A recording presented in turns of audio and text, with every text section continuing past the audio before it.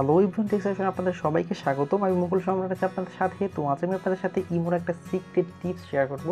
অর্থাৎ ইমোতে কে আপনাকে ফলো করে, অর্থাৎ কারা কারা আপনাকে ফলো করে, তো আপনি কীভাবে সেটা দেখবেন। তো চলুন তাহলে আমরা কথা না বলি ভিডিওটা শুরু করি। এবং ভিডিওটা শুরু করার আগে সবার কাছে একটা রিকোয়েস্ট, যারা এখনও আমার চ্যানেলটি সাবস্ক্রাইব করেনি তারা অবশ্যই আমার চ্যানেলটি সাবস্ক্রাইব করে নেবেন এবং পাশে থাকা যে বেল আইকনটি আছে সেটি বাজিয়ে দিতে ভুলবেন না।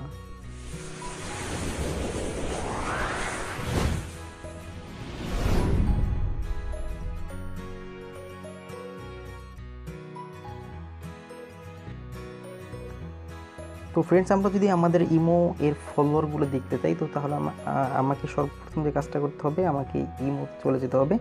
তো আমি ইমো অ্যাপসটা ওপেন করলাম। তো ওপেন করার পরে তো এরকম ইন্টারফেস চলে আসবে, এটা আমরা সবাই জানি, এটা ইমোর ইন্টারফেস। এবং আপনি একদম নিচের দিকে 3 লাইন্স দেখতে পাচ্ছেন, একদম নিচের কর্নারে 3 লাইন্স নাম একটা অপশন আছে নিচের দিকে। তো আপনি যে কাজটা করবেন, এখানে ক্লিক করে দিবেন। তো এখানে ক্লিক করে দেওয়ার পরে আপনি দেখতে পাবেন যেখানে অ্যাড ফ্রেন্ডস নামে একটা অপশন এখানে আছে। তো আপনি অ্যাড ফ্রেন্ডসে ক্লিক করে দিবেন।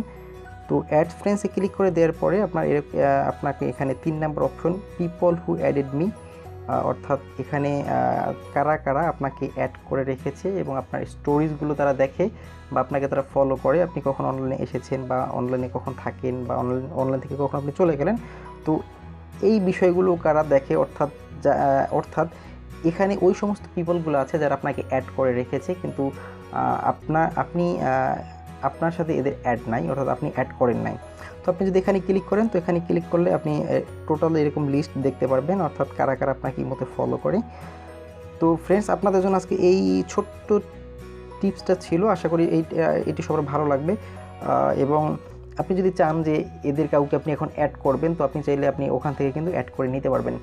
তো আশা করি ভিডিওটা সবার ভালো লাগবে, এবং ভিডিওটা যদি ভালো লাগে অবশ্যই ভিডিওতে একটা লাইক দিবেন এবং কমেন্ট করে জানাবেন ভিডিওটা কেমন লাগলো।